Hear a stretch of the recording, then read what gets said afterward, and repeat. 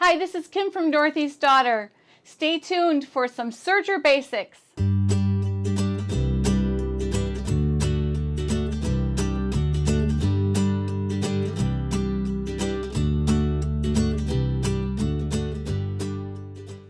Hi, this is Kim from Dorothy's Daughter. Welcome to my channel. If you've never been here before, this is a place where we want to take your sewing to the next level. So a lot of my viewers have been asking me to do some serger basics for them, point out some things that make one serger different than another, and perhaps help you just get started. So today is part one of a series on serging.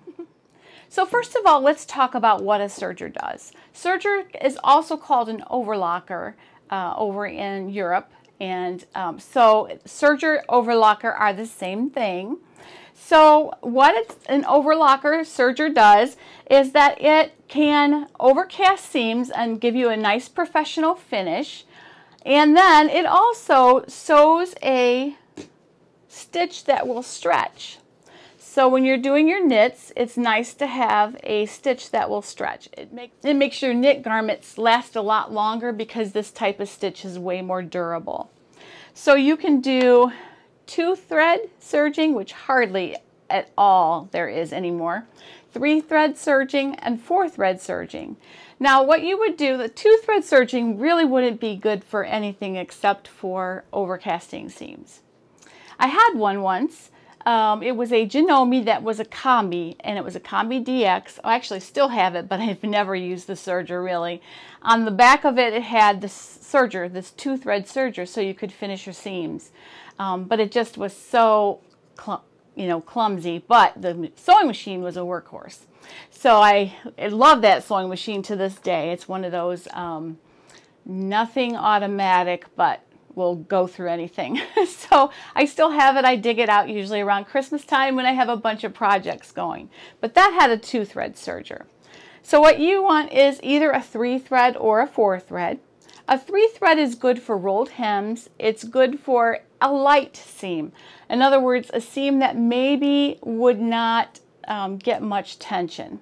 So if you really want to sew like a seam on leggings or a t-shirt, it's best to use the 4 threads because then you have 2 rows of stitching and it is much, much more durable. Okay? So you have 4 threads on a serger. You have the lower looper, the upper looper, needle thread 1, needle thread 2. Okay? So I went ahead and did a little stitch for you, and I have 4 different colors here so you can see what each stitch does. You can refer to the picture that I'm going to put up here a little closer up. So you can see that the upper looper is in the pink, and then the lower looper is in the gray, and then the needle threads are just going along side by side, right down. Let me go over the parts of a serger, just so we can know what terminology we're talking about. This is the thread stand and the thread spools, okay? So the thread goes up here, hooks on a hook back here, goes down, and then I've got to move this.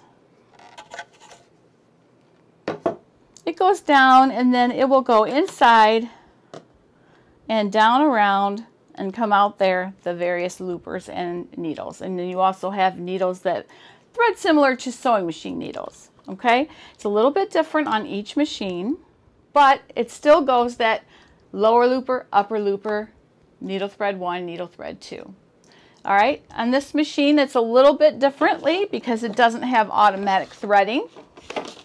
So you can see that the diagram is here, and it shows you how to thread it the manual way, which is kind of tricky, which is why I love this air thread machine. This, you put the looper threads in here and shoot some air and it goes right out. So perfect, perfect. Love this machine. I'm going to do a review on this machine. I've only had this a couple months, and I think I'm ready to do a review on it now. So you'll be seeing exactly how I thread the air threaded loopers. Okay, then you have, I should have left this open.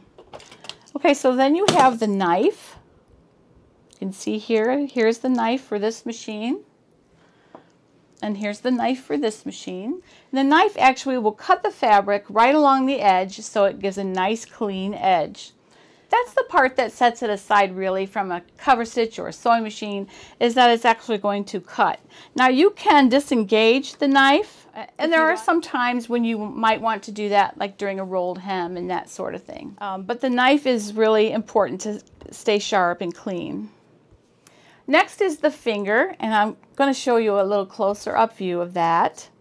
And then the finger on this one is right over there. And then you have your dials, you have your stitch length, and your differential feed. Let's talk about differential feed for a moment. What differential feed does is it regulates how fast the feed dogs are going to press the fabric through compared to the amount of times the needle goes up and down. So if you send the fabric through too quickly, you get a really wavy effect going. If you just change the differential feed, you end up with a really nice flat knit seam. And then you have presser foot tension here and here. Okay, presser foot tension, I don't mess with too awful much unless you have like really super thick fabric or super thin fabric. I've actually never touched this one.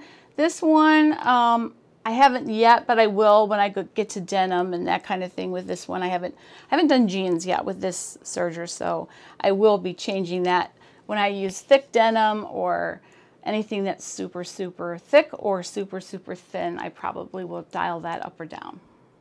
So the needles that you use on a serger, this one has to have dedicated serger needles. This one can use household sewing machine needles. Even came with some universal needles here. So that's kind of nice because you don't have to have anything different than what you already have in your stash. So you'll notice when the needles go in that they are, one is longer than the other. One isn't in as far as the other, and that's how they're supposed to be. So don't think that you did something wrong.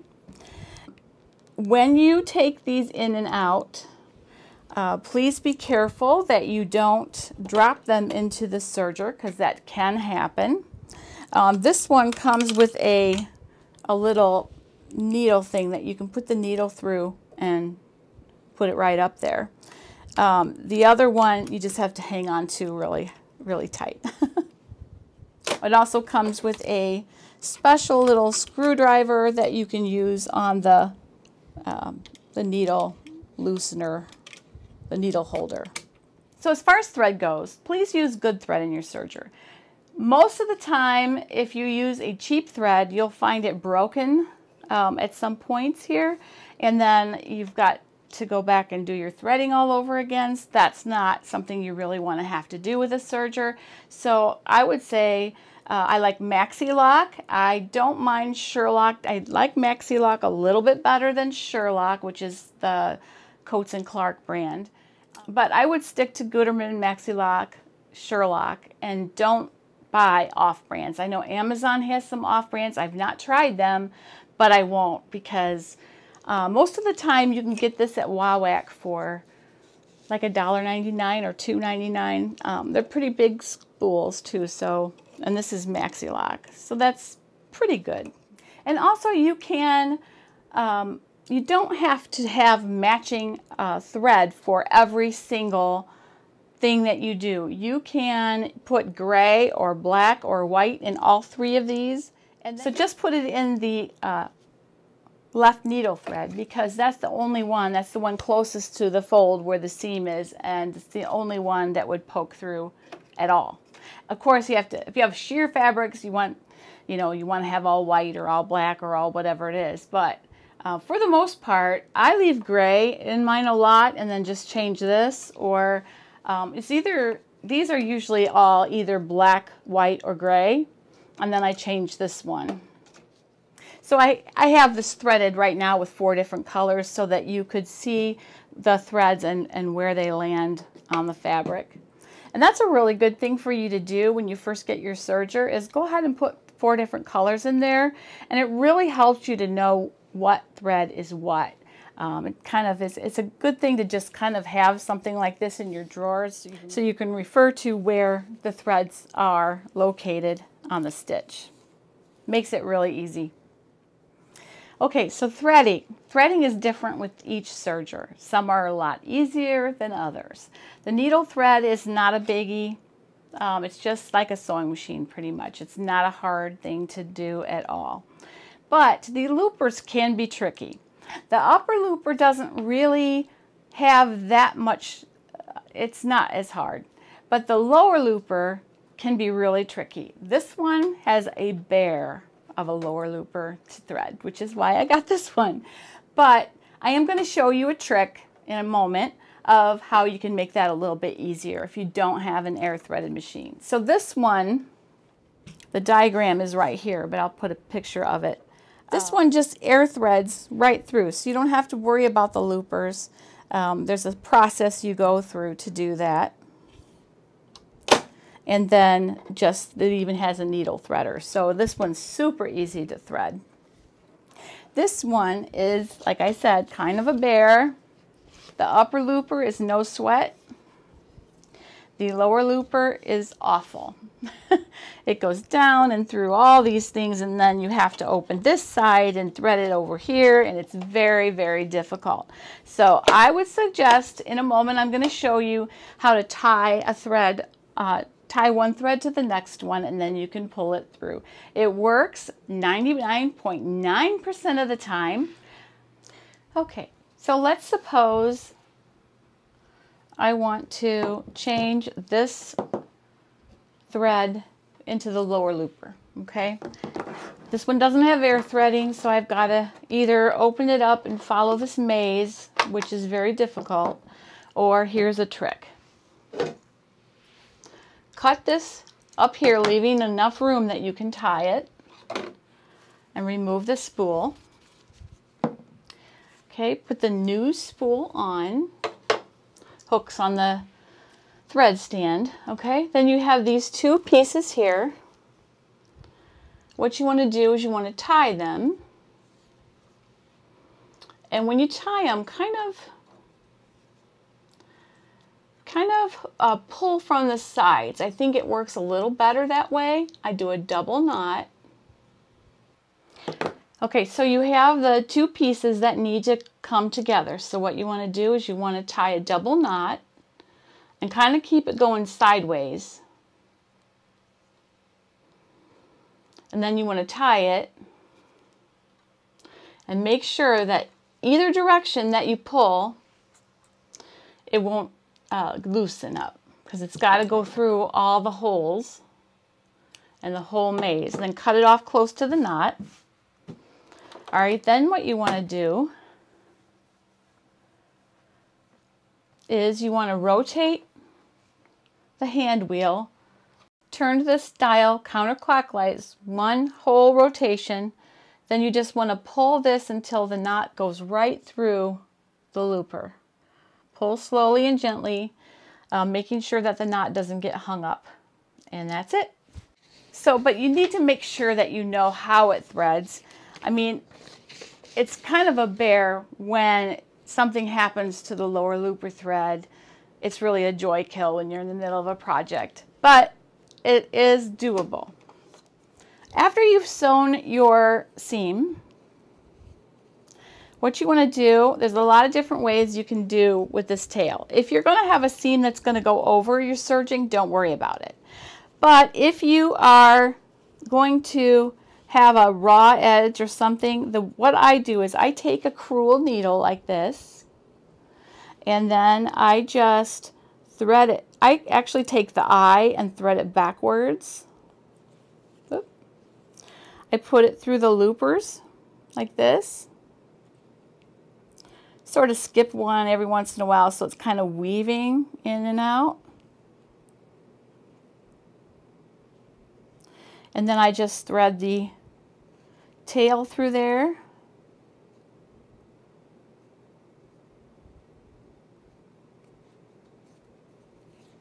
And pull it right through. Okay?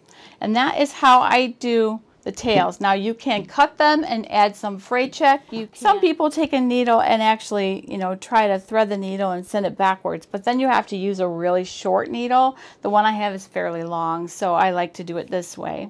But that's the only thing you really have to do in order to secure those seams.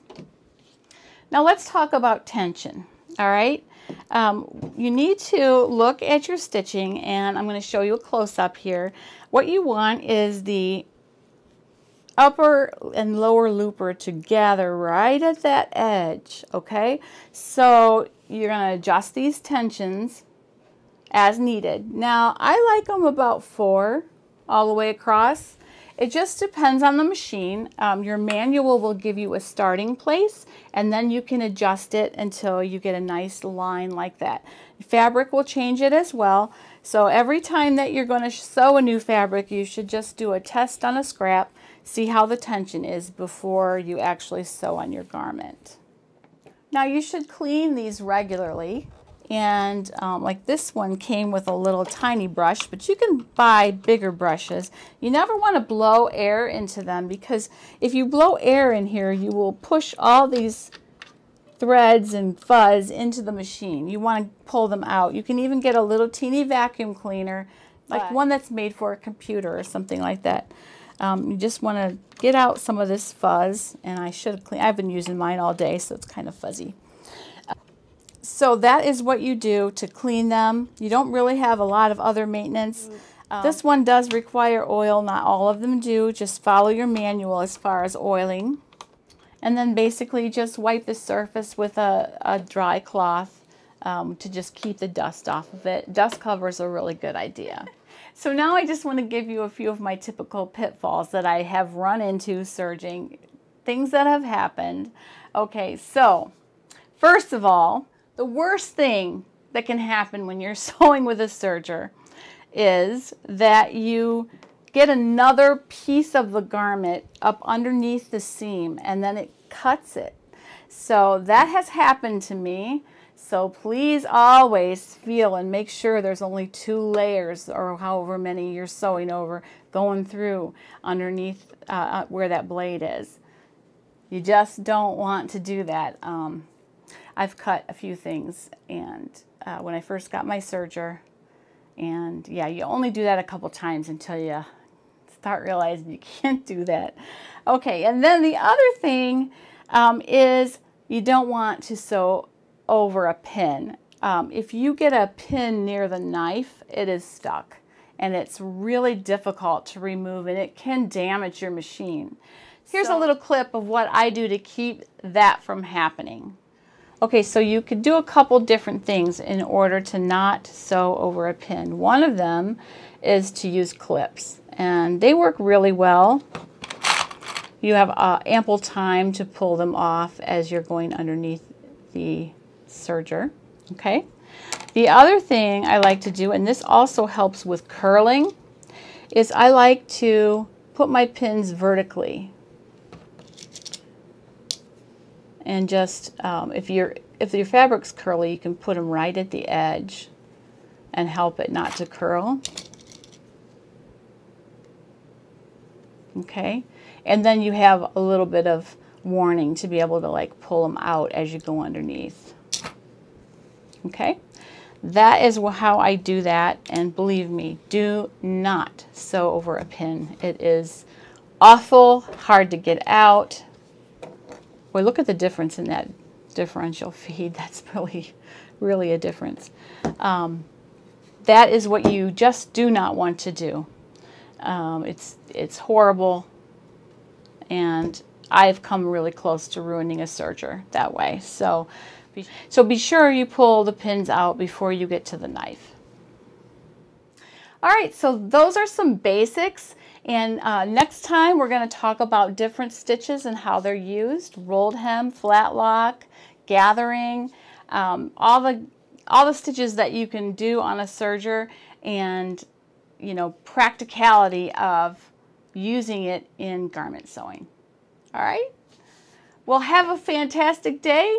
I will see you soon. Happy sewing. What? Say it. Well, please subscribe to channel. Okay, thank you.